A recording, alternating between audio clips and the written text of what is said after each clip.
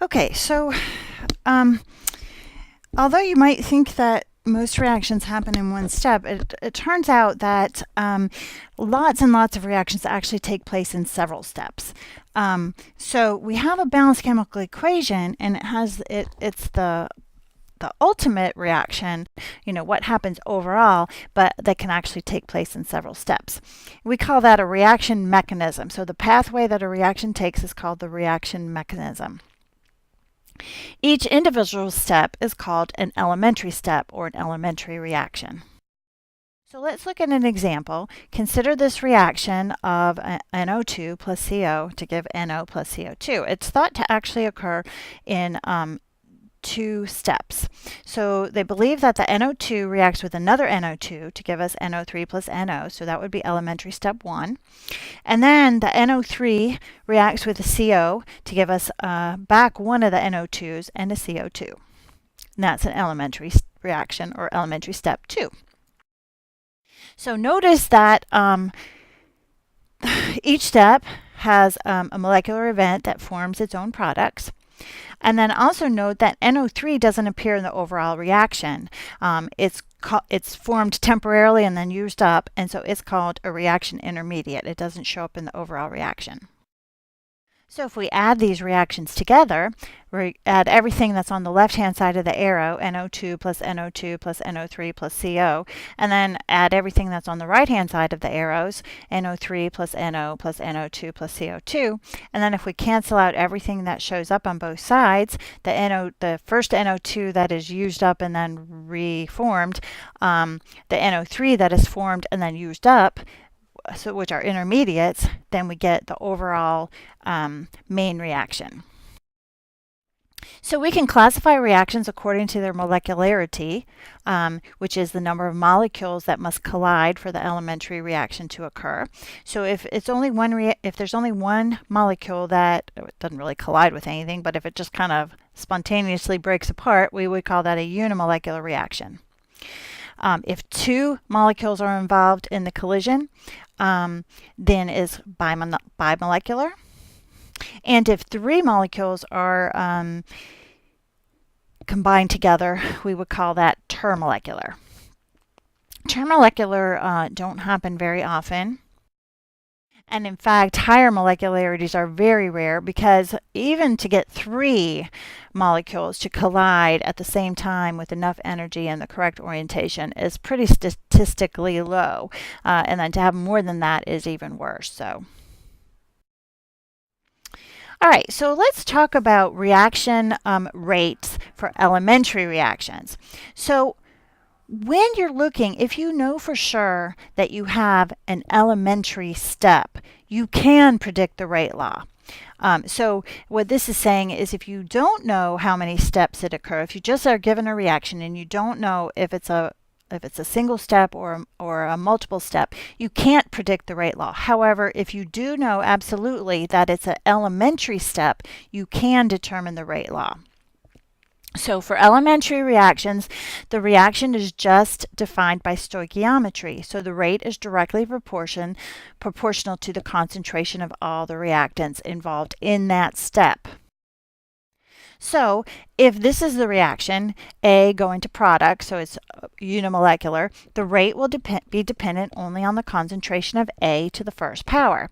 So rate will equal some rate law constant, K, times A to the first power. So if we know that this is an absolute single step, elementary step, we can write the rate law for this reaction. Rate equals K, A to the first power. If we know that the reaction is A plus B to give us products, and we know that this is an elementary reaction, that A and B absolutely collide with each other, then the rate is dependent on the concentration of A to the first power and B to the first power. So rate equals K times A times B. If you have a termolecular reaction and literally A plus B plus C all collide at the same time, and we know that this is an elementary step, then you can write the rate law as rate of K times A times B times C. Note that if two molecules are required for the one step, then they would appear twice in the rate law. So here, 2A plus B to give us products would have the rate law, K times A times B, or in other words, K times A squared B. So note that the power is the same as the coefficient. Only, again, I'm going to say this again, only if you know for sure that it's an elementary step or a single step. So if you had the reaction 2A going to products, then it would just be Ka squared. So you can always write the rate law if you know absolutely that it's an elementary step. All right, so the elementary reaction, the coefficient of each reactant, becomes the power to which it's raised. And that's the rate law for that reaction.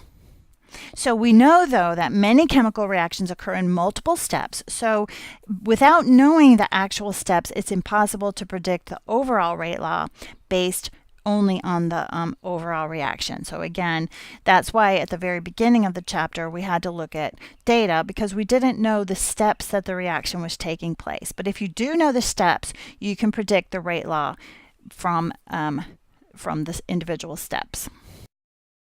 So let's look at this reaction. 2NO2 plus F2 to give us 2NO2F. If you run experiments, you find out that this is the rate law. Rate equals K times NO2 concentration to the first power times F concentration to the first power. So clearly, from nothing else, we know that this is not a one-step reaction, because if it was a one-step reaction, then it would be NO2 squared because of the 2 in front of the NO2. So what we know from this rate law is that this is not a one-step reaction. So if we right, so it also implies that this is not an elementary reaction, but the result of many steps, which is just what I said. All right, so it turns out that if we have a multiple step reaction, generally speaking, there's one step that is slower than all the rest. We call that the rate determining step, because obviously the slowest one always determines the overall rate. So, if you've got some kind of job that requires multiple steps, let's say you were trying to do a mailing of some sort, and you were trying to mail something out, and say the first person had to collate all the papers, and the second person had to fold the papers, and the third person had to put the papers in the envelope, and the fourth person just had to stick a stamp on the envelope. Well,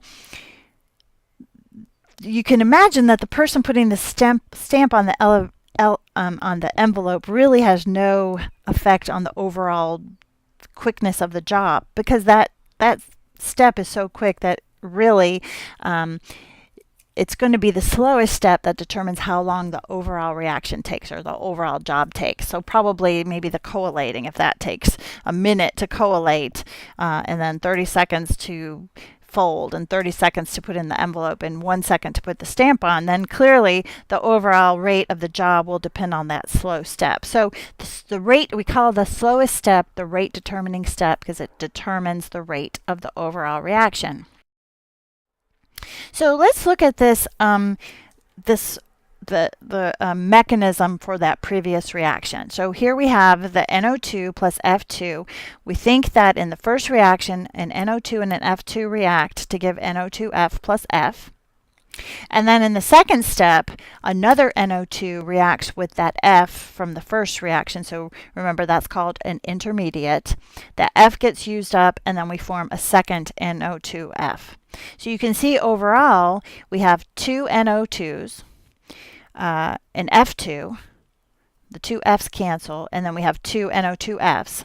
So the ultimate reaction is the one given on the bottom, but we see the two steps. Now, the first step is the slow step, and we know the slow step is the rate determining step. So if we look at that rate determining step and write the rate law, we get what we saw earlier, that the rate law for the slow step is K times NO2 times F2. So because only one NO2 takes part in the slow step, That's why it's only to the first power. So we write the rate law for the overall reaction is the same as the rate law for the slow step.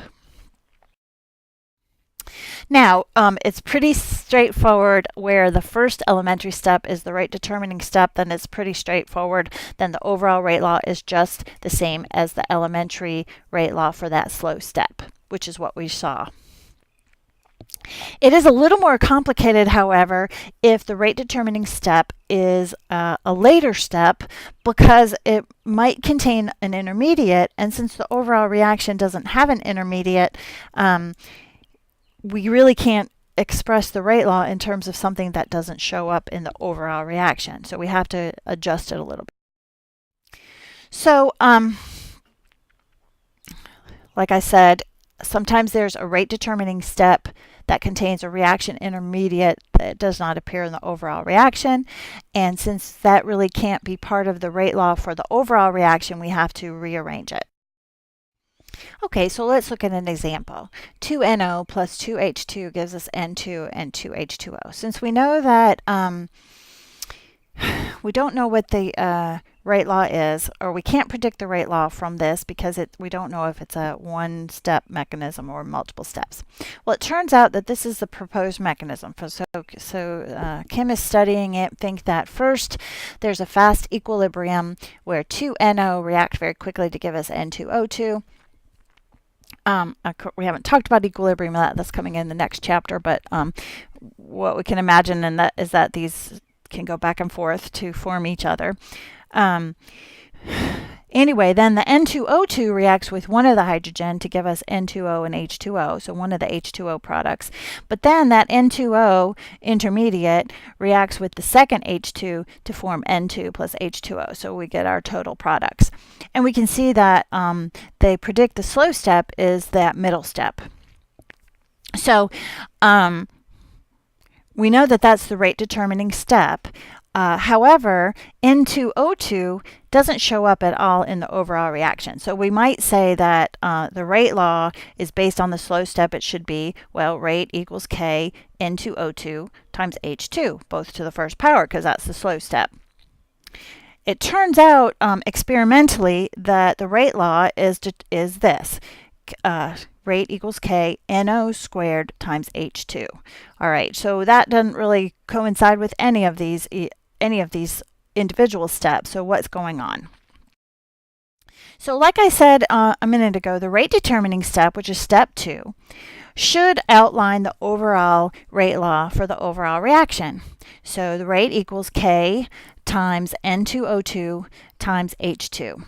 Well, like I said, you cannot have an intermediate as part of your rate law because you're not even reacting it in the first place. So it can't show up in the rate law. So so what we have to do is rewrite this equation in terms of the other reactants.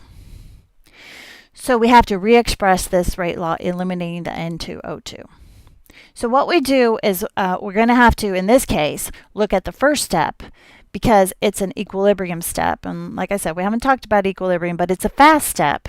However, it involves the actual reactants and also involves this N2O2.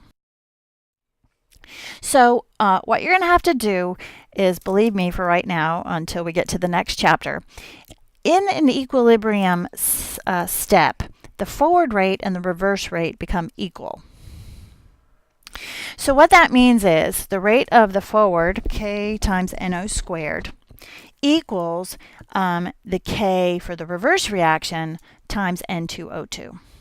So because the rate of the forward reaction equals the rate of the reverse reaction, and since the rate of the forward reaction is K1 NO squared, K1 just meaning the rate law for the rate constant for the first equation.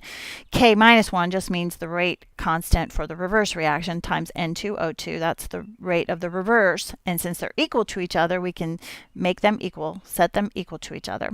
So we can rearrange this. So N2O2 equals K1 over K minus 1 times NO squared. So we're just rearranging that equation. And now if we plug this whole thing in to the above rate law for N2O2, you can see that we have this equation, K2 times K1 times K, or divided by K negative 1 times NO squared H squared. So we plugged in that K1 over K minus 1 NO squared for the N2O2, and this is what we get. Well, a constant times a constant divided by a constant, they're all constants, and so they just equal another constant. So we can rewrite that as rate equals K, some constant, times NO squared times H2 squared. Now these are the only two type of problems that you'll get. Either the very first step is the slow step, in which case you just write the rate law for the first step, or the slow step is the second step with a fast equilibrium where you can rearrange the equation. So there are more complicated situations than that, but these are the only two that you'll come across. Okay, so finally, let's just talk briefly about catalysts. A catalyst, we know, is a substance that provides, allows a reaction to go faster, and the catalyst itself is not consumed. So what it does is it provides a good environment, or allows something to happen to allow it to react faster than it normally would without the catalyst.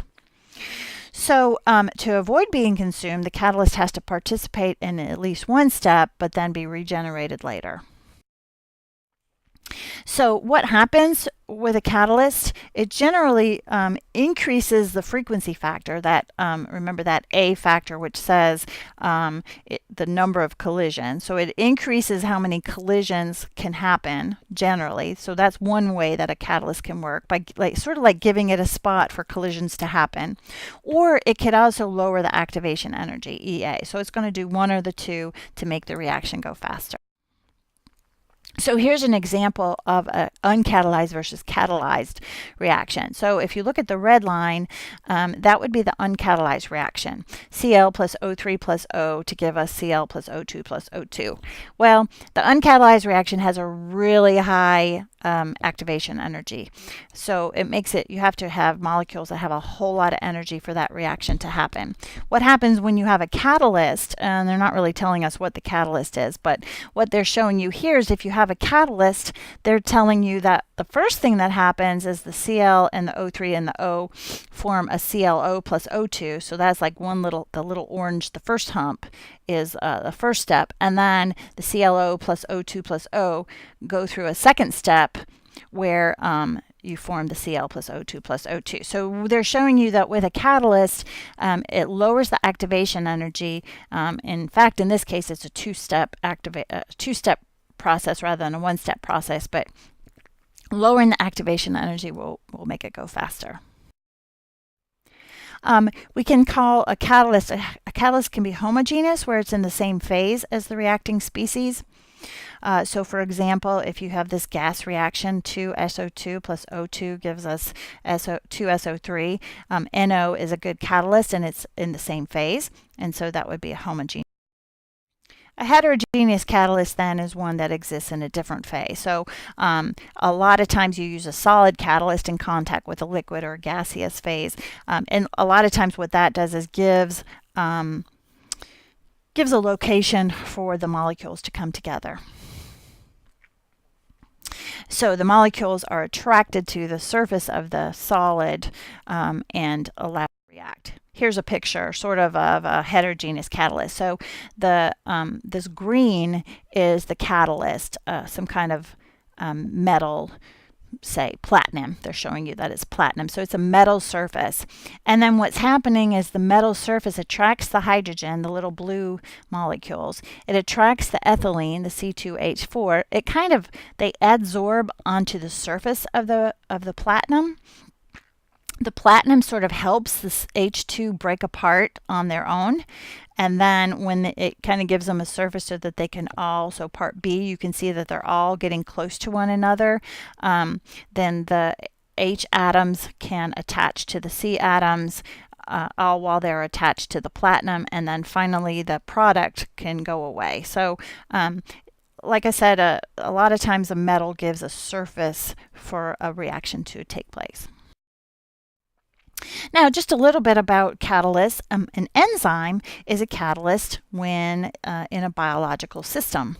So they're extremely important, because we have so many reactions that take place, for example, in our body or in a plant or something like that.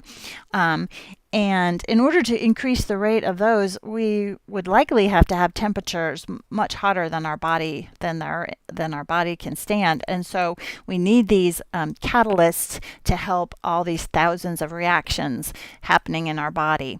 Enzymes are generally highly specific, where they only act on one specific substance or type of substance. So we're not going to deal with this too much, but generally speaking, just like a catalyst, an enzyme will reduce the activation energy by forming this sort of enzyme substrate complex. So here's a picture. The substrate, say the thing that needs to react, is attracted to the enzyme. That often it has sort of a shape that fits, where the two fit together. The enzyme works on the substrate, and then you have your products that leave. Sometimes it could be in reverse, where the two things are coming together. They're both attracted to the enzyme, and then they react to stick them together. But anyway, you can see here that without the enzyme, the activation energy is very, very high.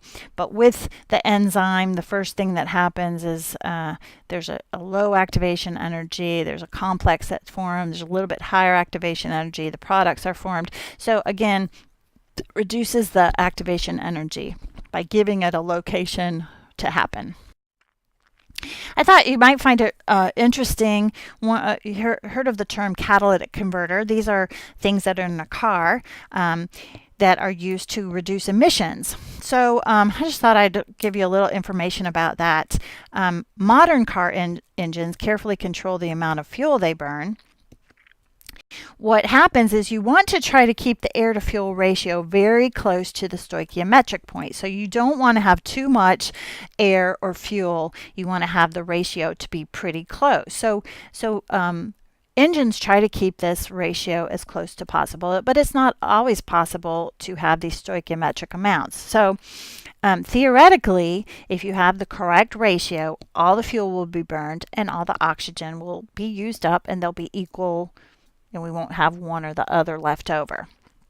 So it turns out for gasoline, this stoichiometric ratio is about 14.7 to 1, meaning that for each pound of gasoline, 14.1 pounds of air will be burned. That's the stoichiometric. So in a perfect world, this mixture would always be true.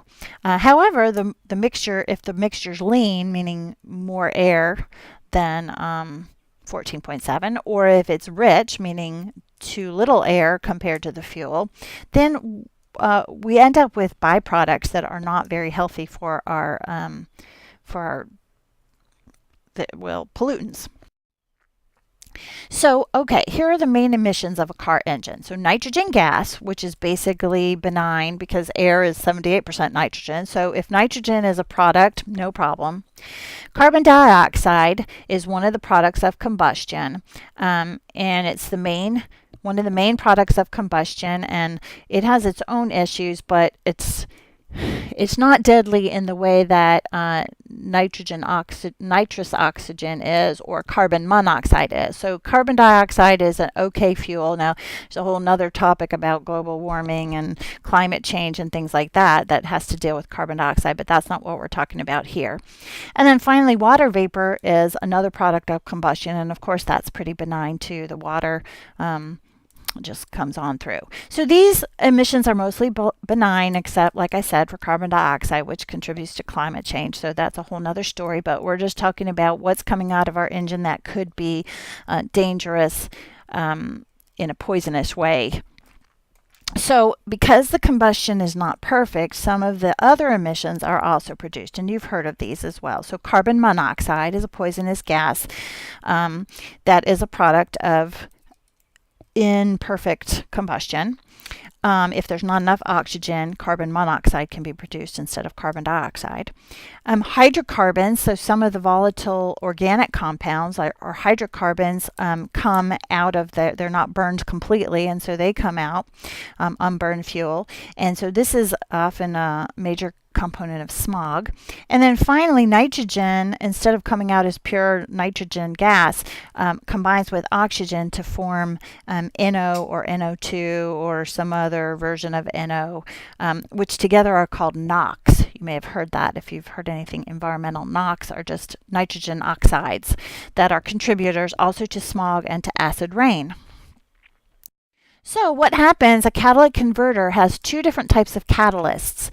One is a reduction catalyst, which will try to reduce down the nitrogen oxides. And then there's also an oxidation catalyst will help burn completely the hydrocarbons. So both of these consist of a ceramic structure coated with a metal catalyst, usually platinum, rhodium, and or palladium. So that's probably why catalytic converters are stolen, or they used to be, because they have these kind of expensive metals in them. Anyway, the reduction catalyst is the first stage. And so what happens is any of those NOx fumes, any nitrogen oxygen, needs to be reduced down. They need to be form. So NO should be reduced down to form nitrogen gas, which is benign, and oxygen gas, which is also benign. So the reduction catalyst will reduce the NOx fumes down to nitrogen and oxygen. On the other hand, we need to have complete oxidation of the hydrocarbons, and if there's not enough oxygen around, then we get carbon monoxide, which we know is poisonous. So the second catalytic converter will take the unburned hydrocarbons and carbon monoxide that burns and will oxidize them to give you more CO2. So anyway, what should you be able to do in this chapter? You should be able to relate different ways of expressing reaction rates. You should be at meaning, and what I mean by that is relating. Go back to that slide where you have to look at the stoichiometry of the reaction, and we know that if there's a 2 in front of it, to make it equal to something else in the reaction, you have to divide by 2. So go back to that slide and look at that. Be able to calculate the average reaction rate. That's just by finding the slope over that part of the reaction. Be able to determine the order of a reaction from the rate law. By looking at the rate law, what is the order of the reaction? Be able to determine the rate law from the initial rates, so going through that process that we did early in the chapter where you have to look at if the concentration's doubled, what happens to the rate? Is it first, or is the power, is it the first power, the second power, 0 power, etc.? Be able to use concentration time equations for first order and second order reactions to solve problems. So those are the integrated rate law. Be able to use those equations. So the first order was the natural log of the ratio of the concentration equals negative kT. And the second order was 1 over the concentration minus 1 over the initial concentration equals kT. So using those integrated rate law problems. Be able to relate half-life of a reaction to the rate constant. So remember, for a first order, it's 0.693 over K. For a second order, the half-life is 1 over K times the initial concentration. Be able to solve half-life equation. Be able to write the overall chemical equation from a mechanism, so add them all together and cancel out what doesn't show up. Be able to determine the molecularity of an elementary reaction. Is it just 1, 2, or 3? And then be able to write the rate equation for an elementary reaction.